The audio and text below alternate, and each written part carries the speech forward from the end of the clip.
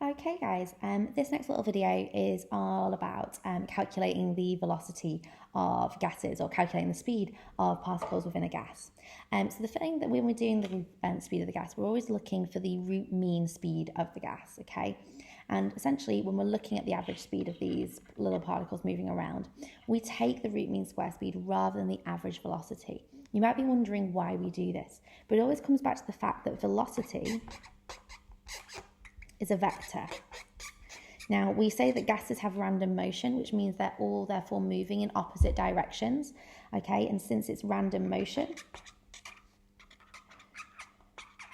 then we would expect all of the directions to cancel out, and so the velocity would equal 0.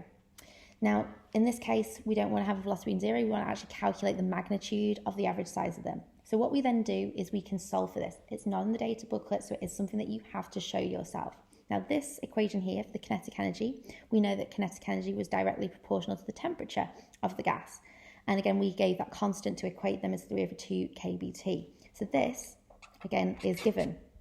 So you've got the temperature of the gas, you can work out the kinetic energy.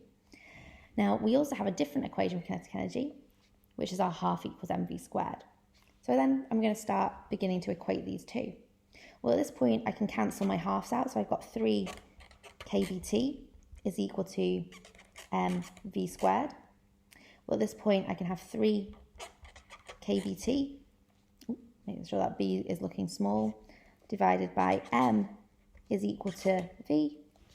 Well, actually, that just becomes 3 kBt over m, also v squared, is equal to my velocity, again, down here.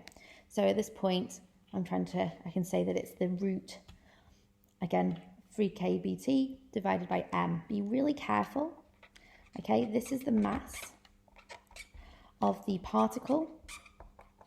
It might be a molecule, example could be like O2. T is your temperature. Your temperature needs to be given in Kelvin. Your Kb, your Boltzmann constant, you can get from your data booklet. That's going to give you your velocity in meters per second. Your mass should be in kilograms here. So be careful because they do sometimes like to put them in grams. Again, if you don't know the mass, you might have to use like your number of moles is equal to the number of molecules over Avogadro's, which is equal to the mass over mR. You might be given the mass of the complete gas and the number of molecules and have to figure out how to find the mass of one. So just a few little things there they might do to make it a little